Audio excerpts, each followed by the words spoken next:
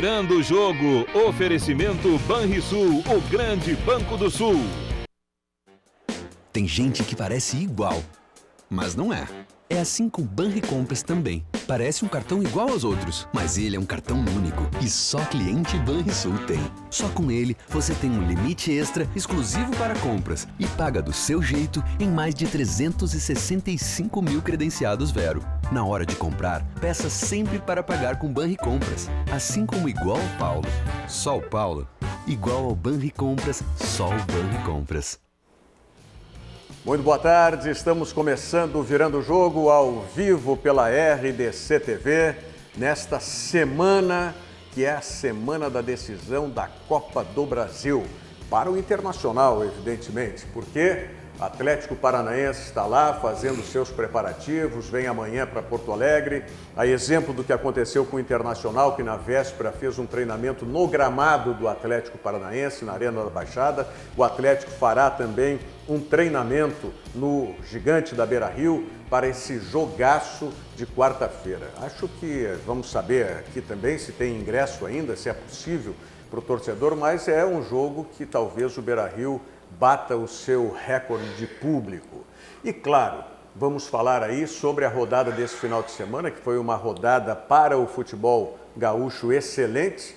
Tivemos a vitória do Grêmio em casa, apresentando um futebol, especialmente no primeiro tempo, um futebol que é o futebol que a gente quer ver o Grêmio jogando e é o futebol que o Grêmio tem que se preparar para enfrentar o Flamengo logo em seguida, né? Daqui a 15, 20 dias, pela semifinal da Taça Libertadores da América. E o Internacional com o time reserva, será que o time reserva está melhor que o time titular do Internacional em proposta de jogo?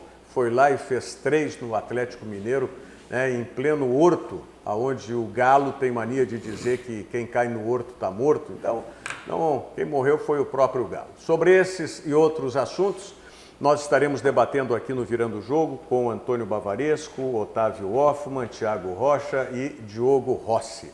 A quem eu pergunto de imediato, abemos o WhatsApp? Não, por enquanto não. Não abemos o WhatsApp? Não, nós devemos haver, mas daqui a pouco. Daqui a pouco mais teremos o WhatsApp. Ok, lembrando então, já vou começar por aí, para você, né, se comunicar conosco, especialmente quem está nos acompanhando aqui no Rio Grande do Sul, pela NET, nos canais 24 ou 524, mandar os seus recados pelo nosso WhatsApp. Nosso WhatsApp, 999 33 98 94. Repito, 999 33 98 94. E também, você sabe que fora do Rio Grande do Sul, pelo Brasil, pelo mundo, você pode nos acompanhar pelas nossas plataformas digitais. Se você optar pelo nosso site, o nosso site rdctv.com.br/ao vivo, você acessa o player do nosso site com a programação real time da RDC TV. Se a sua opção for pelas redes sociais, nós estamos no Twitter, no YouTube e também no Facebook, com lives de todos os programas, como agora estamos com a live do Virando o Jogo. Para todas as redes sociais, RDC TV Digital, e você vai estar conectado conosco. Estamos também no nosso Instagram, né? O Instagram mostrando os bastidores aqui da RDC TV também, @RDC TV Digital. Senhores, proponho que a gente comece falando a respeito do jogo do Grêmio, a vitória sobre o Goiás. O Grêmio jogou um tempo, né, que foi o suficiente para mostrar a qualidade do futebol. Inclusive, já vamos, à medida que a gente for falando, vamos colocar os lances aí com belíssimos gols. Olha, os 3 gols, né, foram gols bonitos, mas especialmente os 2 gols, o primeiro e o terceiro do Jean-Pierre e do Alisson, foram realmente uma pintura. O segundo e o terceiro gols, inclusive o segundo gol tem uma... Aliás, o terceiro tem aquele lance do drible do Everton em cima do Marcelo Hermes, um drible, aliás, vários dribles em um, né? E o primeiro e o terceiro gols têm essa coisa em comum. O Grêmio ficou quase 2 minutos tratando a bola, como deve ser tratado, como já fez muitas vezes em outras épocas, ao longo de 2016, 2017, 2018. Aí o golaço. Ó. E esse ano o Grêmio lembrou aqueles bons tempos do futebol que, como diz o Renato, encantou o Brasil, e é verdade. Ontem, tudo bem, descontando o adversário, o Grêmio já pegou adversários tão ruins quanto o Goiás e não fez isso. Esse mesmo Grêmio aí. Então, eu tenho que analisar o Grêmio em relação a ele mesmo. E Olha aí, esse segundo esse gol foi espetacular Isso aí tu vê muito, Rogério, Quem começa a jogada lá é o próprio Everton, Exato. é ele que faz o Tu passe. vê muito na Liga Inglesa gols desse tipo, é o gol de velocidade de execução. Não importa, o Tardelli se passou, mas em seguida tinha tantos jogadores dentro da área que um foi lá e concluiu a jogada. Então, assim, ontem realmente o Grêmio voltou a lembrar aquele Grêmio que a gente gosta de ver. E deu alguma esperança de que possa fazer um enfrentamento à altura. E foi com o um Flamengo. massacre o primeiro tempo, né? O goleiro do Goiás se desdobrou, né? Esse gol foi belíssimo, toda a Que a construção. gente cobra do Grêmio vários jogos, né? A velocidade para finalizar. Então abrir o clarão na frente do Jean-Pierre, ele que vai te bem de fora da área, chuta. O Grêmio tá perto da área, aí muitas vezes o Cortez pega essa bola e se o marcador tá mais perto ele pisa, domina, olha para trás e toca e o Grêmio volta a construir. Sim. Ao invés de já tentar ingressar na área e finalizar, pronto. O Grêmio Acho que finalizou muito ontem. O que deu digamos assim, essa rapidez e essa velocidade ontem, fundamentalmente, que é o fato novo nos 2 últimos jogos, foi o Tardelli. Tardelli ele é um cara que ele pensa rápido. Eu costumo dizer assim, num debate, inclusive, quem pensa mais rápido acaba se saindo melhor. Quase fez outro. Então, e no futebol, muito mais. O Grêmio, me parece, a gente tem que utilizar o jogo de ontem para já projetar o jogo diante do Flamengo. Isso é a importância. Claro que o Grêmio está buscando também o G6, eventualmente o G4 do Campeonato Brasileiro. Tá? Mas o foco agora é tudo em preparação para os jogos contra o Flamengo. E o jogo de ontem, em alguns momentos, mesmo que o Grêmio tenha, no segundo tempo, baixado um pouco a produção e tal, isso é normal, né? Mas mostrou que o meio-campo, principalmente na frente da área, ainda precisa, no meu entendimento, e quero a opinião de vocês, né? Um ajuste. Não sei se o Maicon está sendo preparado para os jogos contra o Flamengo. Olha, vou te dizer uma coisa.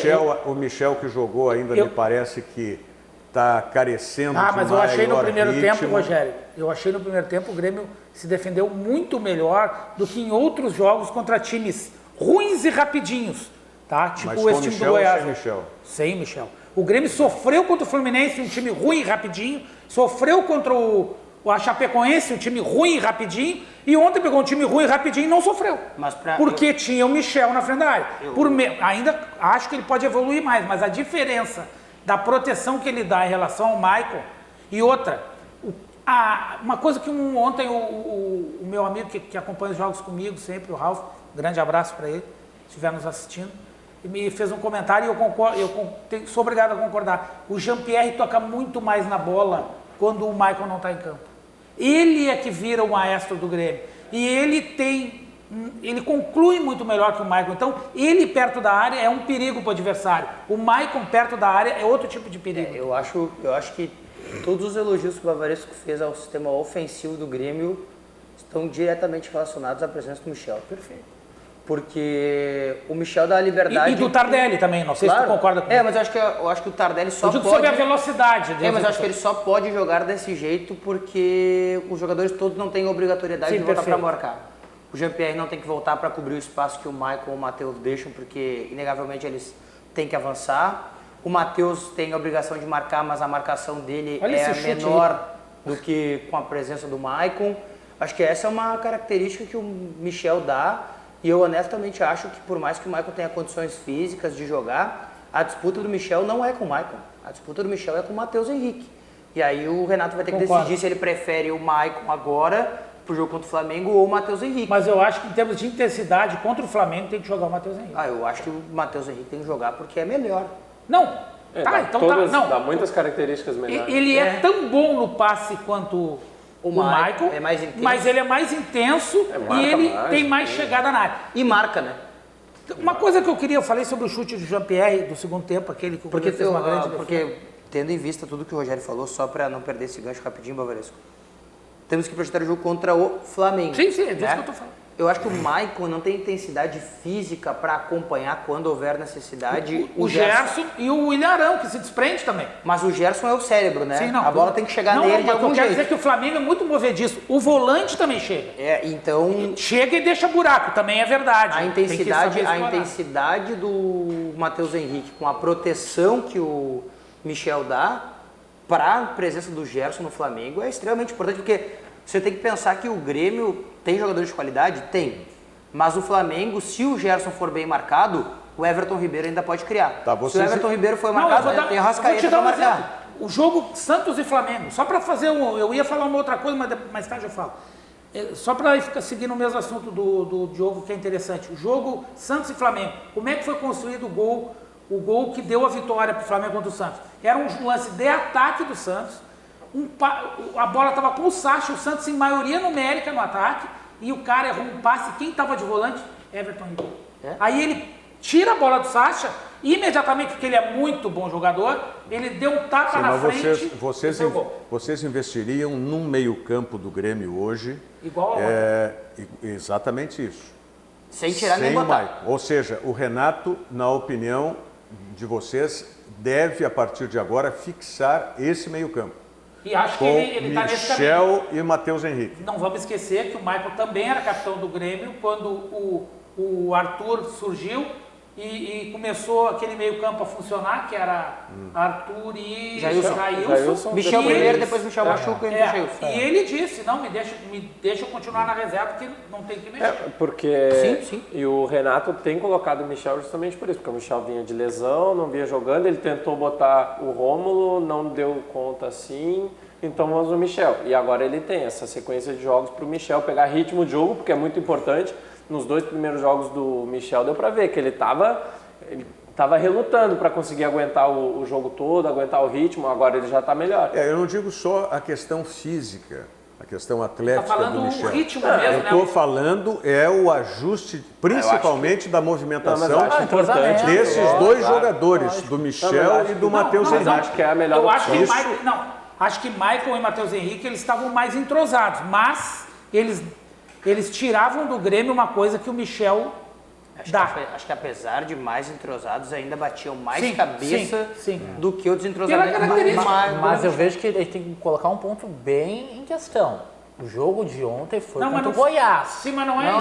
Não, ok, perfeito, mas eu acho que a gente também tem que colocar isso mas acho que dentro do debate. Por exemplo, o Goiás é uma equipe limitada, gente. O Rômulo jogou bem contra o Palmeiras. Não, mas O que eu quero dizer?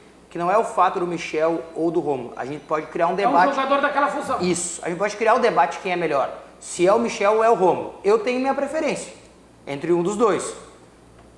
A característica deles é que dá essa condição para o time do Grêmio. O Rômulo, por exemplo, é um cara que jogou naquele time do Grêmio que jogou o André. O Rômulo não jogou nesta mecânica atual. Sim, perfeito. Com Tardelli, com velocidade. Eu concordo. Entendeu? Não estou dizendo que o Rômulo tem que ser o titular. Mas ele já deu essa mecânica de possibilidade no jogo contra o Palmeiras, que é um adversário difícil. Por exemplo, ele foi muito mal no jogo contra o Atlético Paranaense, fora de casa. O Rômulo. Mas todo o contexto do Grêmio foi mal. Mas de novo com o André. Deixa eu só dizer uma coisa. Eu vou ser sincero, eu não tenho toda a convicção assim, que entrando o Michel vai mudar da água pro vinho assim, dessa maneira. Eu não tenho a convicção que a dupla tem de destruir a dupla Michael e Matheus Henrique. Eu não tenho essa convicção ainda. Mas eu tenho, que o Grêmio... Cara, olhando pro campo, eu vou repetir. O Grêmio, eu vi Grêmio e Fluminense, que é um time igual, na minha opinião, ao Goiás. Mas eu concordo com o Thiago, tá? Tá, mas o que eu quero dizer é o seguinte, olhando para o campo, tu via muito menos vezes o volante do Grêmio na frente da zaga do que tu vê agora. Mas não dá pra gente comparar a situação de Grêmio e Fluminense, Bárbara, porque a situação de Grêmio e Fluminense é um jogo completamente atípico, fora da curva. Grêmio e Chapecoense. Foi a mesma coisa, o Grêmio jogou, não eram os mesmos jogadores, mas era a mesma coisa, sem volante fixo. Tem mais uma coisa, só para não esquecer de dizer, o Diogo, que eu queria dizer desde aquela hora.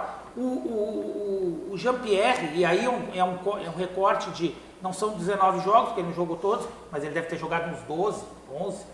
É o jogador no Campeonato Brasileiro que mais tem percentual de acerto de chute na goleira. O Jean-Pierre. Não, o Jean-Pierre é um jogador que já se mostra, e posso dizer até que se caracteriza por essa qualidade do chute. O chute dele não é um chute a esmo, é um chute que está sempre direcionado e com efeito.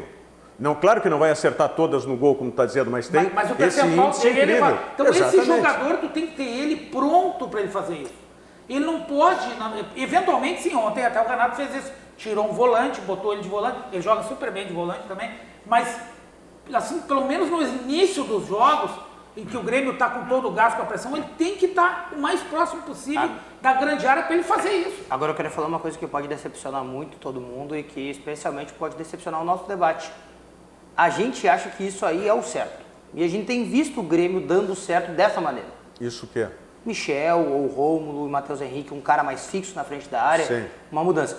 Acho que no caso do Diego Tardelli e do André, a vida mesmo, né, fora da... Sim, a realidade da vida fez o André perder a titularidade, né? Os problemas pessoais e tudo mais.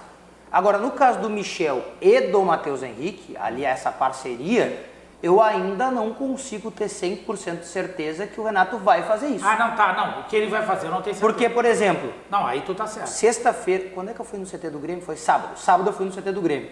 E eu conversei com umas 2, 3 pessoas que me disseram o seguinte, o Maicon tá fazendo um fortalecimento físico para voltar contra o Santos, fora de casa. Então, se o Maicon vai voltar contra o Santos, fora de casa... Já é o próximo jogo. Já é o próximo jogo do Grêmio, sábado, 9 da noite. É porque ele vai ser testado. Sem dúvida. E se ele vai ser testado com o Matheus Henrique ali, é porque o Renato tem a crença de que Maicon e Matheus Henrique talvez sejam melhores contra o Flamengo. Eu fecho com o Thiago nessa parada aí, porque eu também não tenho essa convicção a respeito do Michel com o Matheus ou mesmo o Rômulo, qualquer um dos dois compondo, serem melhores do que o Maicon. E vai depender. Que eles são melhores. Não estou dizendo individualmente, estou falando da composição. Não, a parte coletiva, né? Composição. Né? E sem dúvida, esse teste que o Maicon vai fazer, antes, se ele tiver fisicamente, atleticamente em condições, eu fecho com ele e com o Matheus Henrique ainda para o enfrentamento com o Flamengo. Eu também fecharia. Bom, mas temos bastante tempo ainda, e inclusive para analisar o desempenho do próprio Maicon, se, como disse o Diogo, ele voltar efetivamente contra o Santos no próximo final de semana. Cleberson Fernandes está conosco, boa tarde, manda um abraço para Santo Ângelo, no Rio Grande do Sul, aqui. Santo Ângelo faz parte da grande São Luís Gonzaga, viu, Cleberson? Tá? Não fica bravo, não fica... Isso é só papo de missioneiro, né? Missioneiro. Quem mais está aqui? O meu sogro Esteban Lebede, lá de São Paulo, deve estar chegando na terça ou na quarta-feira para o jogo. Boa tarde, bancada, bom programa para vocês, ótima semana, ansiedade até quarta, vamos Inter. José da Silva, excelente bancada e debate com muita lucidez. Segredo para o Grêmio jogar bem é meio campo com o primeiro volante de marcação e Tardelli se movimentando. É mais ou menos o que a gente falava aqui. Dan Gonçalves, Maicon tem que jogar só um tempo, só no segundo tempo. Não sei se é para isso que está sendo preparado. O Sérgio Luiz Rite Moreira diz, D'Alessandro também tem direito de descansar, está com dores. É para valorizar sua despedida do futebol. O Wellington Silva sai jogando. Placar feito, entra D'Alessandro para cadenciar o jogo, cavar faltas. Anotem, Odair Helma aprendeu com os erros. Agora é vida ou morte.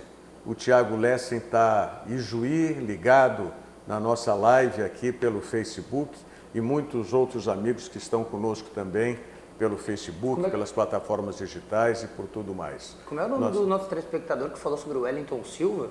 Eu não consegui pegar bem. O Wellington, quem falou foi o Sérgio Luiz Rite Moreira. Isso, tá, o Sérgio Luiz Rite.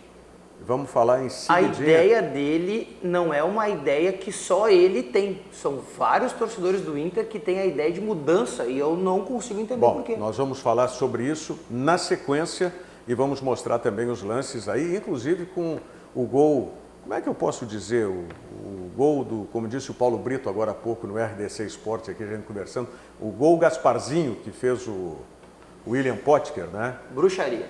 Bruxaria. Foi o que ele fez. Realmente. Lembrando para vocês que o Banrisul Digital é um aplicativo completo para simplificar a sua vida com toda a segurança que só o cliente Banrisul tem. Você que é cliente Banrisul e ainda não utiliza o Banrisul Digital, está perdendo todas as oportunidades que o aplicativo lhe dá. Então baixe e comece a usar hoje mesmo, porque o Banrisul Digital é clique e simplifique. Vamos à mensagem do Zafari e a gente volta na sequência para falar do Internacional.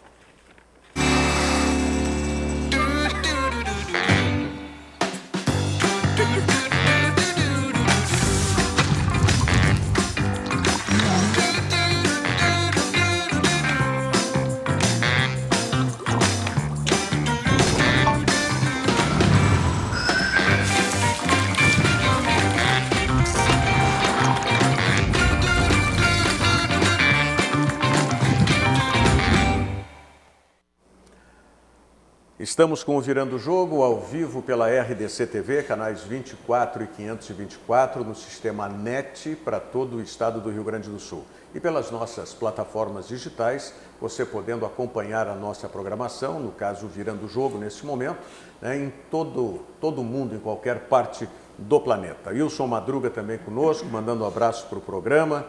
E o Internacional foi com... A proposta do time do Internacional, reserva contra o Atlético Mineiro, a gente já vai rodando os lances aí também, a vitória chegou a fazer 3-0, depois no final facilitou e o Atlético fez um gol. Baita defesa. Nossa.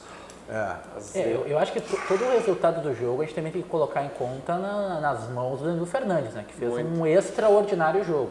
Além desse primeiro lance na cabeçada do Bruninho, que ele acabou pegando no contrapé, e mais em 2 oportunidades no segundo tempo. Na dele e na do Hever, né? Não vamos esquecer o Hever também tem uma participação. Não, os dois zagueiros do Atlético Mineiro. O Atlético Mineiro queria vencer o passe. De uma lentidão, uma displicência. O chutão foi um passe. Os dois, mas o os chutão dois. dele não, foi um passe. mas a displicência com que ele chuta não tem nem... Tá, mas aí, vocês querem analisar o Atlético Mineiro? Vocês estão preocupados com o futebol do Mineiro Não, lá? não, o Atlético mas Mineiro? é que o Bavaresco que veio com a situação do Hever. Eu ressaltei a participação do Danilo Fernandes dentro da partida. Olha o gol, a bola parece que vai para fora e entra. Nesse ângulo não é tão evidente. O teu colega narrador lá quase errou. Como é o Rogério, né? Que estava narrando, né? O teu xará. Não é o Correia? O Rogério Correia. É isso? Acho que era ele, né? Acho que era. O narrador lá de... E ele não deu gol na hora. Ele disse, a bola tá aí. Foi muito engraçado. E o goleiro também. E é gol. Depois tem um ângulo que a gente vai mostrar. Essa jogada foi muito bonita. Essa jogada, Sim, pra mim, foi a grande jogada do jogo. Passe na medida. Perfeita a jogada. Mas esses lances nós vimos o Internacional, claro, teve aquele lance do Danilo Fernandes, estava 0-0, depois vai ter um outro lance do Danilo Fernandes também no segundo tempo, mas a proposta de jogo do Internacional, é isso que eu queria a opinião de vocês, é a proposta de jogo que o Internacional vai ter... Essa defesa foi espetacular. Vai ter contra o Atlético Paranaense, é isso? Pra mim, por mais... Essa defesa é incrível.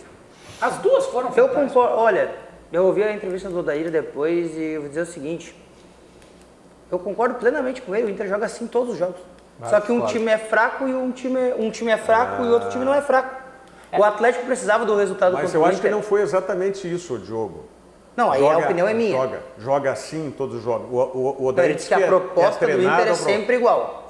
Não é, né? Fora de casa, não. Pra mim, fora de casa é igual sempre. A gente sabe que não é. O Internacional ontem, se foi pela deficiência do Atlético, se foi porque sentiu, mas desde o começo o Internacional teve uma proposta muito mais agressiva no ataque do que tem normalmente. Eu não concordo, mas tudo bem. E tinha uma peça que também modificou todo esse panorama, né? Que eu particularmente não fui contra essa contratação, ainda acho que foi um investimento muito mal feito pelo parte do Internacional, mas neste jogo, particularmente, ele fez uma bela atuação, que foi o Neilton.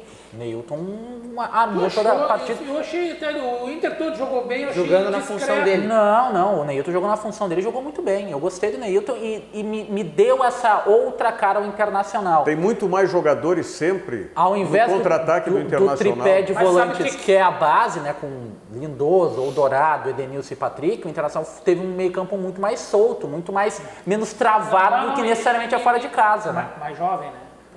Também entra, mas é que o time do Internacional é um time para 2019, não esse. 2020. Não. Esse que tá jogando, não esse aí. O titular. É um time para que vai, na minha visão, ele acaba esse ano. É o fim de um ciclo. Não tem como o Inter o ano que vem enfrentar outra temporada com esse 11 titular e que o mais novo tem 31, sei lá, 30, entendeu? Eu tô falando, a base vai ficar clara. Sim. Mas eu quero dizer assim... É que o contexto desse time reserva do Inter é completamente diferente, né? Não tô comparando com o outro. Eu tô dizendo que ele é mais jovem. Mas olha onde o Neilton está posicionado. Na função dele, como meia, por trás do atacante. Mas é isso que eu estou dizendo. Essa proposta de jogo do Internacional que me agrada. Eu até concordo. A ideia do Internacional pode ser fora de casa muito similar à que foi contra o Atlético Mineiro. Mas os nomes, daí, como você desenvolve as peças dentro de campo, dá uma cara completamente diferente. Tu desenha uma coisa, mas o desenho sai outra. Não, e daí o que eu falei pro Grêmio, eu falei pro Internacional. vale a mesma coisa. O Atlético Mineiro vinha de 4 derrotas seguidas dentro do Campeonato Brasileiro. A gente não pode retirar o fato que é uma equipe que está em oscilação dentro do torneio. E o Inter foi lá e aproveitou, assim como o Grêmio pegou o Goiás e aproveitou. Mas ele também tem que colocar dentro da análise, né? O Inter enfrentou um adversário muito enfraquecido. Assim como a gente disse do Goiás, tá? Que tinha uma dupla de zaga, um de 36 e outro de 40 anos. Não, e o Hever se lesiona antes do lance do gol. E continua no jogo. Aliás, foi no lance do gol. Isso ele é. se lesiona. E ele continua no jogo mal, errando. E olha, por pouco o Inter não faz mais gols no primeiro tempo por conta dessa atuação. Aliás, para mim, quase um ex-jogador o Hever. O Atlético Mineiro não é parâmetro, né? Tá assim como o Goiás, na minha visão. Exatamente. Tá na final da... Mas tem que fazer o que... Tá na final... É isso, tem que bater no bêbado, né? Tem que enfrenta o bater. bêbado, bate no bêbado. Como eu disse, em outras ocasiões, nem o Inter, nem o Grêmio... Mas eu acho, assim, o Inter se adaptou ao adversário que estava enfrentando. Por exemplo, contra o Fluminense, o Inter jogou muito parecido do que jogou ontem. E perdeu.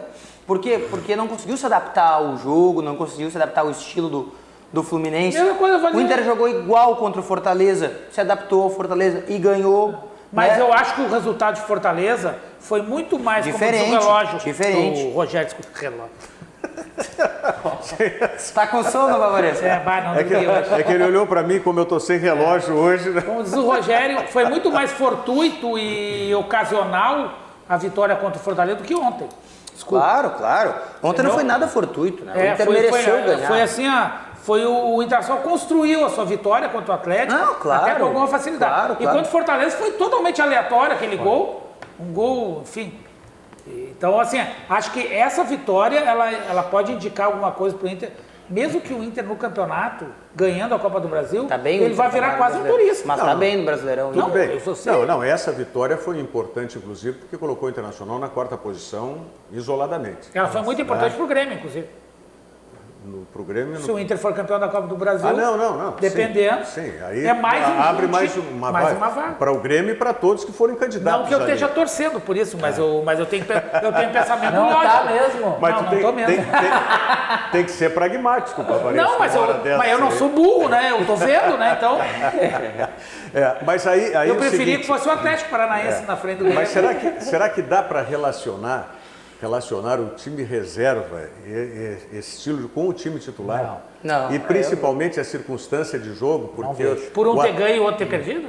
Não, eu digo a maneira como jogou o time reserva do Internacional.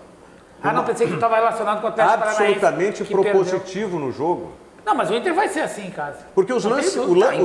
sim. Nossa, vai ser uma pressão nesse Atlético Paranaense aí. Os dois segundos gols do Inter... Os 2 segundos gols, tá ótimo. O segundo e o terceiro gol do Inter, eles são de contra-ataque. Eles são de contra-ataque. Mas o primeiro gol não, né? Uma falha do Hever. Na verdade, o primeiro gol ele é uma pressão na saída de bola. Que o time titular faz toda hora. Aí dá o que o Rogério falou. Tudo bem, ok. Mas aí é que eu quero pegar. O contra-ataque que a gente viu desse time era um contra-ataque que nesse segundo gol tinha 3 jogadores na frente. Tá? 3 jogadores na frente, o Neilton pelo meio, estava entrando um junto com ele. Parede atrás dele. E o Sobis que tá. Em outros contra-ataques que nós vimos, o Internacional estava contra-atacando com 4 jogadores. É que a gente não vê isso no time titular, porque o time titular do Inter não joga assim em casa, né? Pois é. Não, aí, e fora de casa... E nem precisa. Mas não, e fora de casa. Nunca tu vai ver o Internacional com o time titular. Mas que o Rogério era Sobis, era Sobis no dos jogadores, né? Sobis é muito mais lento. Okay. Outra coisa, o contra-ataque do Inter titular é feito pelo Edenilson. Sim. Tanto que tem vários gols dele na cara do goleiro. É que assim, tem duas coisas. O time titular do Inter joga numa formação e o time de ontem jogou numa formação diferente. Ponto primordial. Isso já vai mudar automaticamente. O segundo ponto que eu vejo, a característica de velocidade de 3 jogadores que o Inter tinha ontem, o Inter não tem no time titular. Não tem. Por exemplo, por mais que seja muito criticado o William Potker, e eu posso concordar com algumas das críticas a ele. Não, mas quando ele joga bem como ontem... Não, claro. Né, ele é extremamente veloz. Lógico. O Parede é extremamente veloz. E o Neilton é um meia de armação muito rápido. Mas daí vai perfeito na linha do Bavareza. É a característica. É a característica, e daí quando você se propõe a jogar no contra-ataque, como foi a minha crítica no jogo do Internacional contra o Atlético Paranaense... Que faltou. Você não pode entrar com o D'Alessandro, não pode entrar com o Paulo Guerreiro se você tá com essa proposta. Não estou falando da qualidade qualidade dos jogadores. Você compara Perfeito, a qualidade do D'Alessandro, a do Potker, perfeita. a do Guerreiro, não dá para comparar. Isso não dá para comparar. Mas o que dá para comparar é, na proposta que você quer realizar dentro de um jogo, o que é qual jogador é mais maleável, mais adaptável, que se encaixa mais na melhor estrutura. Mas o time reserva do Internacional de ontem, e não é o de ontem, é o de vários jogos, tem um jogador que o time titular do Inter não tem. Só que aí é a opção do Odair, e eu não concordo, mas o Odair conseguiu se consolidar com este atleta titular, porque está na final. Patrick e Nonato, há um abismo de qualidade entre os dois. Características completamente diferentes também. Não, mas um é um carregador. É que o Nonato, ele não faz... Ele faz um monte de coisa que o Patrick não faz. Mas tem uma coisa que o Patrick faz Mas tudo que o Nonato faz, o Patrick tenta e não consegue. Não, perfeito. Não, eu acabei de dizer. Ele faz um monte de coisa que o Patrick não faz. Mas o Patrick faz uma coisa só que o Nonato não faz. Ele é um jogador... Nesses jogos bem difíceis do Inter, Grenal, pode ver que até no Grenal de reserva, às vezes, o Patrick joga. Porque ele tem aquilo que se exige em grandes jogos. Mas só um pouquinho. Tu adora doce, tá? Não, tudo bem, eu não tô dizendo que o Odair tá certo.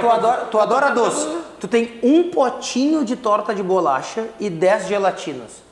Eu vou ficar com 10 gelatinas. É melhor comer mais doce do que só um pote de torta de bolacha. Bem. É o Nonato, ele faz muito mais coisas que o Patrick. Mas o Odair o Patrick faz assim. Uma só? Não, pelo amor de Deus. O Odair não pensa assim. Não, claro, eu Eu até entendo que numa circunstância, talvez até como esse jogo exija, ele pudesse acomodar os dois jogadores. Mas tira aqui.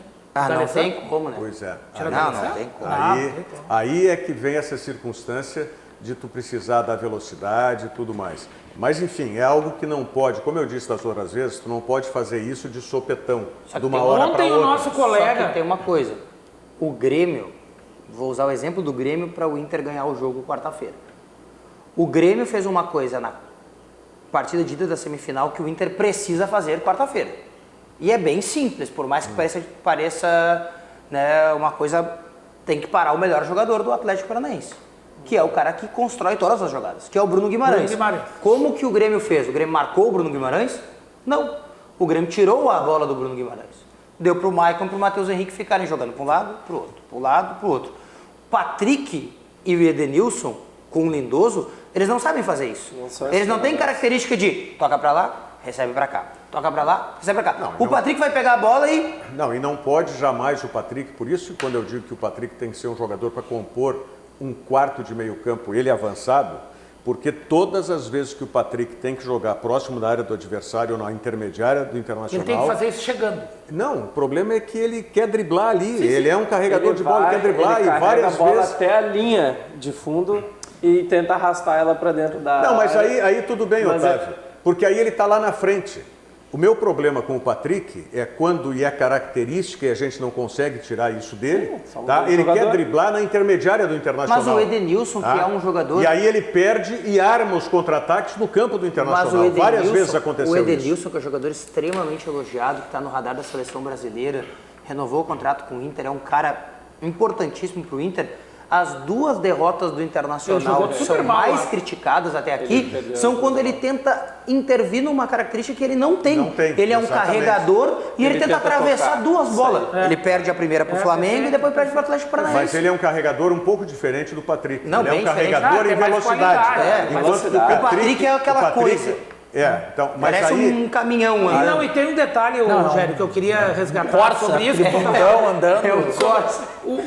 Ontem o nosso colega da ESPN, o Paulo Calçade, falou uma coisa que já tem me chamado a atenção há algum tempo. Eu falei ano passado aqui esses tempos. A maioria dos times do futebol brasileiro, olhando a Série A, e aí isso inclui o Internacional, arma o jogo com jogadores armando pelo lado. Por exemplo, o Flamengo, agora que tem um outro jogador que é o Gerson, mas até o Gerson entrar, quem armava era o Everton Ribeiro pelo lado. Estou dizendo preferencialmente. O Diego jogava e saía, Isso. O Inter faz com o D'Alessandro pelo lado, ele vem do lado para o meio. Ele não é um jogador que nem o Jean-Pierre, que é do meio, entendeu?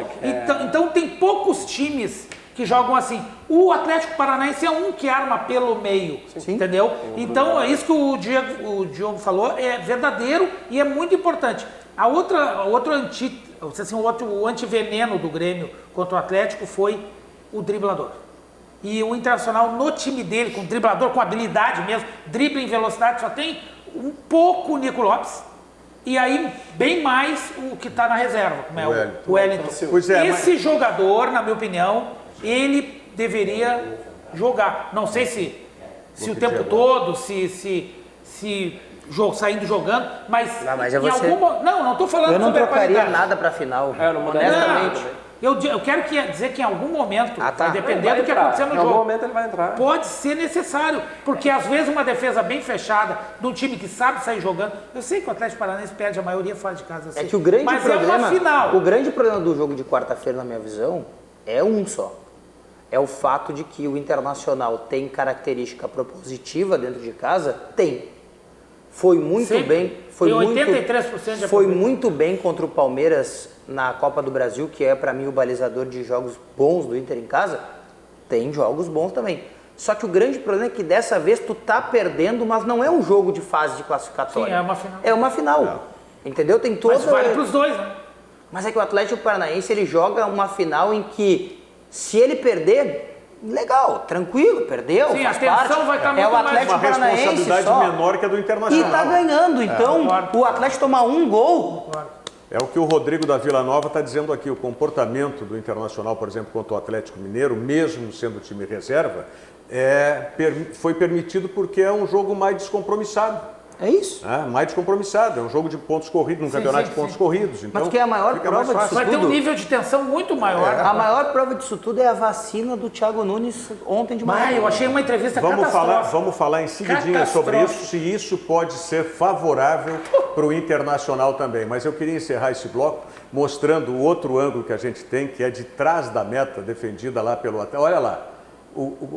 A bola... Cara, isso parece edição. Isso parece uma edição de vídeo. Parece um fake. Que corta parece um fake. Entra. Parece um fake.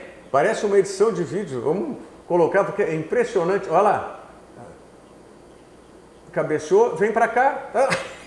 Como é que... Não, o primeiro cabeceio de 3 O Inter dedos. já é candidato aos 2 gols mais estranhos. Cabeceio de 3 dedos. Cabeceio de 3 dedos. Maluca, tá, a bola tomou um efeito na rosca do Hever ali. E aí quando ele cabeceia, ela quica no gramado e vira outra. Dá outro efeito. Olha lá, olha a direção que ele tá, que cabeceou e para onde está vindo a bola. Sei. E ela muda. O goleiro é surpreendido também. Goleiro e, como eu disse, o narrador. E todo mundo. Muito bem, esse foi o primeiro gol que abriu a vitória do Inter lá contra o Atlético Mineiro. Lembrando para vocês que o circuito de palestras Conexão de Ideias é uma maratona de encontros em diversas cidades do estado abordando temas como educação, sustentabilidade, inovação e superação.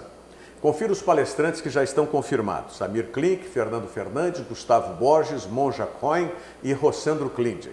Mais informações você obtém no SESC da sua região ou através do site do SESC, sescifrs.com.br/conexão de ideias, e tem todas as informações. Realização Fê Comércio. Com você a gente faz a economia girar. Vamos à mensagem do Banrisul e voltamos em seguida aí. E aí para falar também do Juventude. Juventude largou na frente aí na semifinal da Série C, né, do Campeonato Brasileiro. Já está classificado para a Série B do ano que vem, mas quem sabe ele busque aí também esse título da Série C. Já voltamos. Tem gente que parece igual, mas não é. É assim com o Banricompras também. Parece um cartão igual aos outros, mas ele é um cartão único e só cliente Banrisul tem. Só com ele você tem um limite extra exclusivo para compras e paga do seu jeito em mais de 365 mil credenciados Vero. Na hora de comprar, peça sempre para pagar com Banricompras, assim como igual ao Paulo. Só o Paulo. Igual ao Banricompras, só o Banricompras. O nosso colega José Carlos Torves, lá de Brasília, nos acompanhando aqui na Watch Parties que fiz no meu perfil. Abraços, Rogério e Bavaresco, né? Trabalhamos com o Zé Carlos Torves. Eu quero mandar um grande abraço também, esteve conosco aqui a semana passada, o professor Leandro Brandão, né? Preparador físico, ele que tem lá o seu centro de treinamento, o Ciclo 21. Eu tive a oportunidade, eu falei com ele aqui que eu ia recomeçar na segunda-feira. Não sei se vocês estavam na bancada. Não estava. Não estava.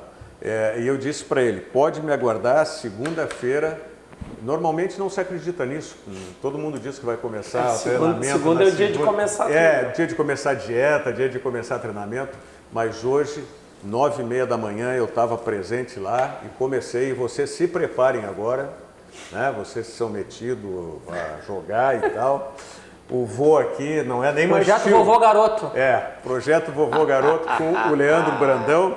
E hoje comecei devagarinho, mas já pegando pesado, né? É um paradoxo, né? Devagar, né? Nas repetições e tal, mas já até o Brandão fez uns vídeos, eu vou só ilustrar. Roda aí, Batista. O que é? Esse é o tal do trenó, rapaz. Trenó. Não pensa que aquilo é barriga, é a camisa que é larga, viu? Também não tô tão ruim assim, tá?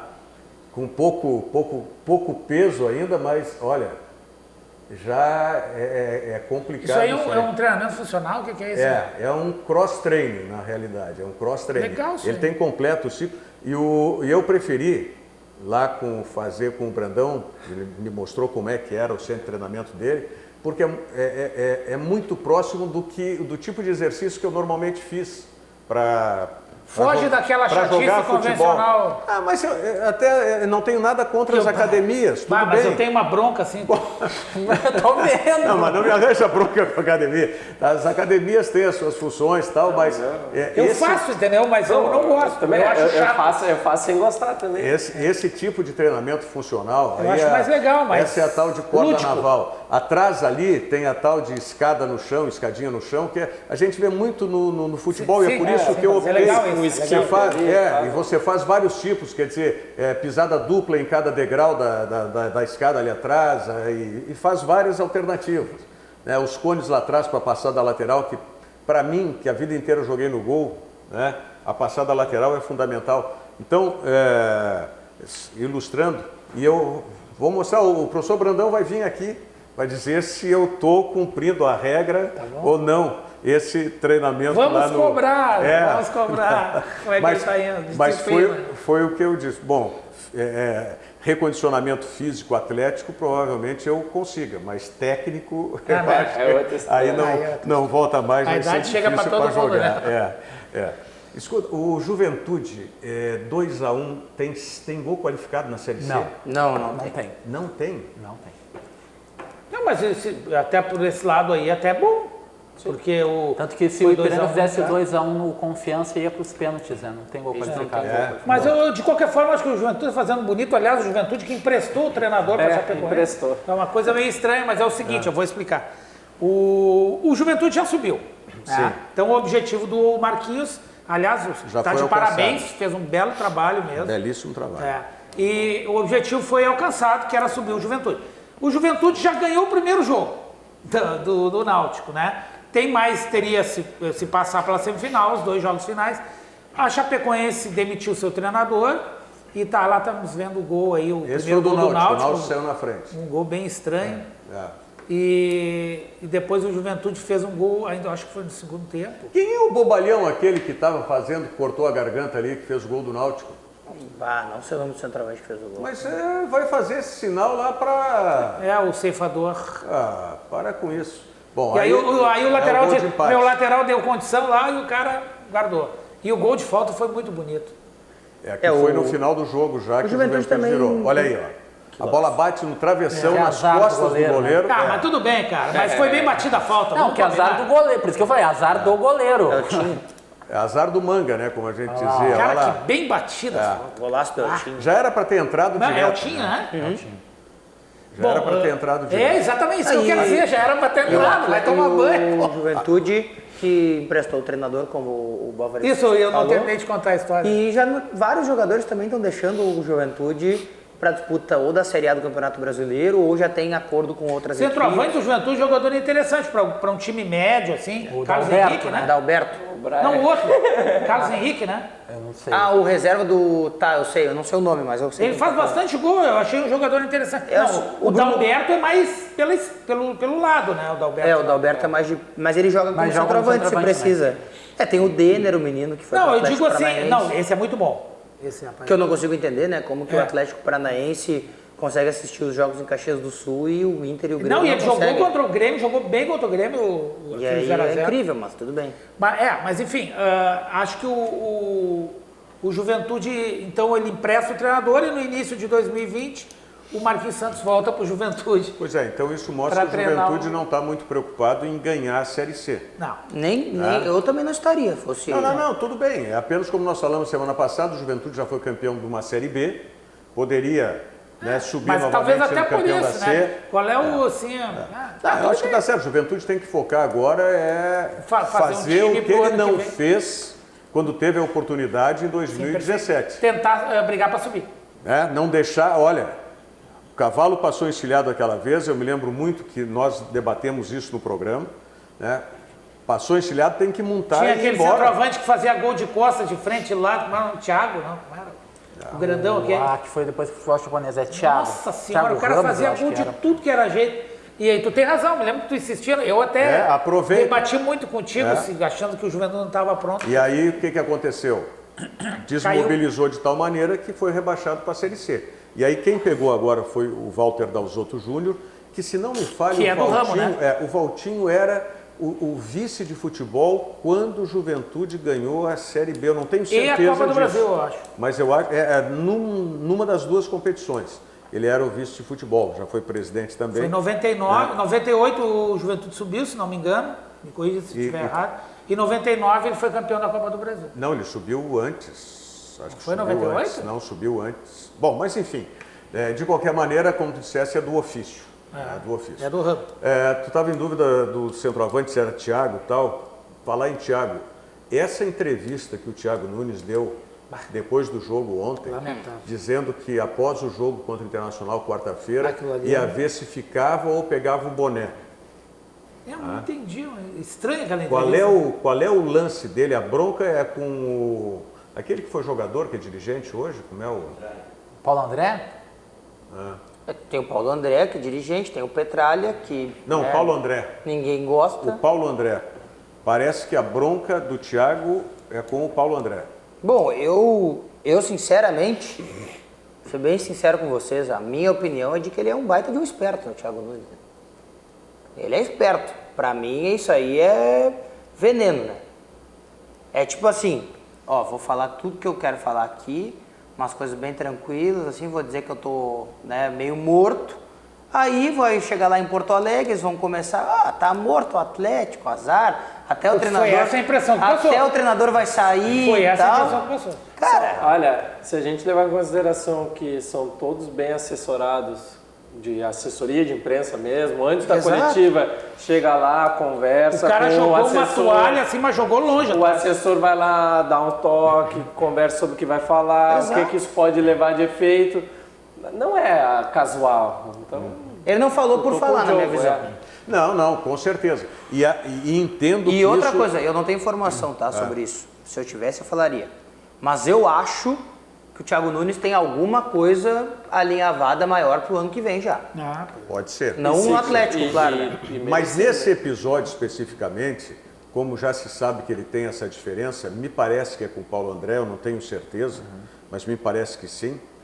Só o Rodrigo, nosso telespectador lá da Vila Nova, está dizendo o seguinte, Bavaresco, foi campeão em 99 da Copa do Brasil, mas subiu em 94.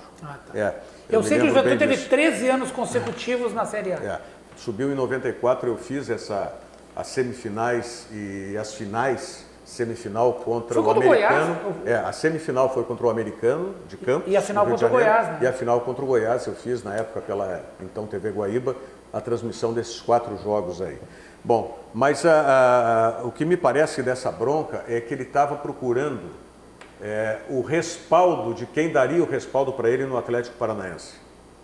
O Thiago Nunes. Mas sabe que esses caras da direção do Atlético, tirando o Paulo André, que até se manifesta mais, o Petralha, por exemplo, não dá entrevista, então esse respaldo não viria por entrevista, viria nas internas. Então. Mas a informação que se tem é que depois dessa manifestação dele, ele foi chamado no gabinete do Petralha, conversou com o Petralha e logo na sequência ele deu uma entrevista para o site do Atlético Paranaense, onde ele já muda o tom.